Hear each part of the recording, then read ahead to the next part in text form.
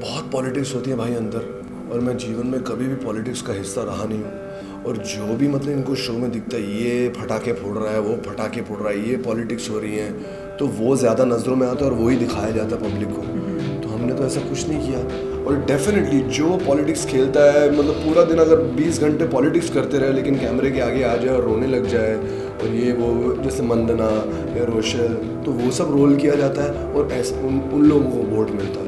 तो ऐसे शो का मैं डेफिनेटली विनर नहीं बनना चाहता था भाई। जैसे मैं पहले 2-3 दिन, मेरे ख्याल से चौथे या 5वें दिन नॉमिनेट हो गया मैं।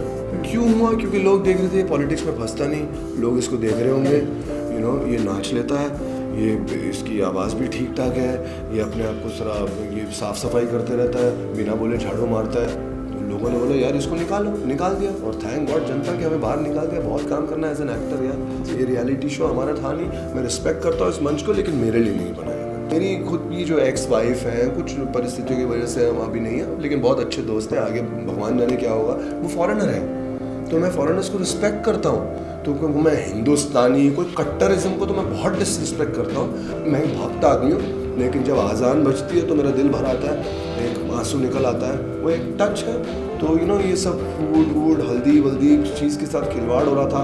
उससे और इक्वली बैड प्रिंस आकर लड़कियों के मुंह पे चावल ऐसे फेंक रहा था, चाहे वो मतलब चाहे कॉटन भी फेंकता तो लगता। तो मैं तो सीधा जाकर कोने में बैठ गया। सलमान भाई ने एक भी बार नहीं बोला पुनीत तुमने अच्छा किया तुम कोने में बैठ गए।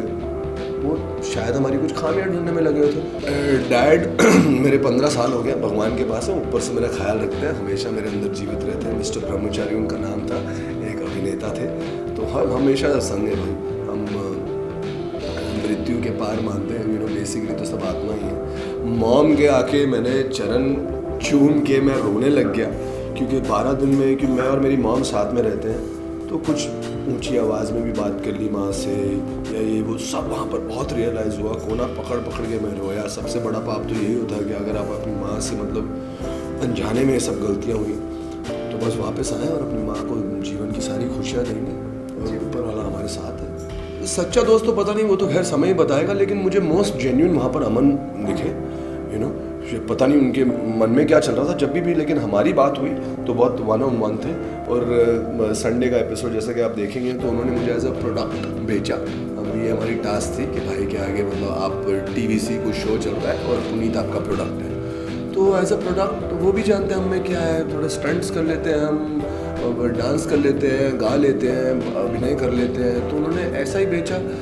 बिग बॉस ने हमें नहीं खरीदा लास्ट तक, बहुत अच्छी बात है उस पॉलिटिकल वातावरण में। आई होप बाहर लोगों ने देखा होगा। और हम बस सर झुका के अपना काम करना चाहते हैं, और हमारे प्रोड्यूसर्स डायरेक्टर्स को खुश रखना चाहते हैं, उन्हें हम पर गर्व हो, ऐसा काम करना चाहते हैं बस। अमन बिल्कुल बिल्कुल लायक है। मुझे एज अ वाइल्ड कार्ड भेजा गया था, तो जो वाइल्डनेस थी हमारी लाइफ में वो सारी ख़त्म हो गई भैया।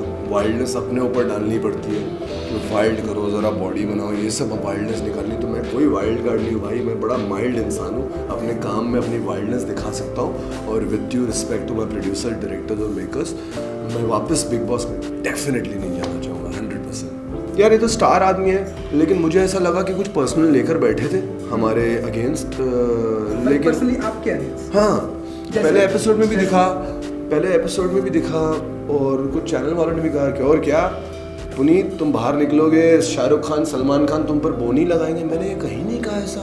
और इनफैक्ट चैनल वाले मुझे बोल रहे थे उनकी उस बात का कुछ तुक ही नहीं बना, क्योंकि मैंने जब कहा नहीं, जब मैंने एक्शन किया नहीं, तो उनका रिएक्शन ही कहाँ से आया। और उन्होंने कभी मुझे, अब तो जो है लड़कियाँ, उन्होंने बोला कि उनको समझ ही नहीं आया उन्होंने क्यों बोला, कैसे बोला, क्या। लेकिन दुआएं हैं, एक बीइंग ह्यूमन का बहुत अच्छा बैग दिया है, और काफ़ी चीज़ें हैं उसमें। और स्टार आदमी है, रिस्पेक्ट है कल को। बस हम तो यही चाहते हैं, हमें एज अ प्रोड्यूसर फ़ोन करें और हम उनके लिए अच्छे अच्छे किरदार करें। यस, पर्सनली नेगेटिव थे वो हमारे प्रति, और हम डेफिनेटली फिर भी उनको अपनी तरफ से सिर्फ प्यार कर सकते हैं। हम क्यों वो नेगेटिविटी हो। हम तो बस यही चाहेंगे कल को उनको रियलाइजेशन हो कि हाँ यार ये एक्टर का बेटा है, इसको अलग अलग किरदार दो और बस काम करो, बस और क्या करना भैया। For more Bollywood updates, subscribe now to youtube.com/biscuittv.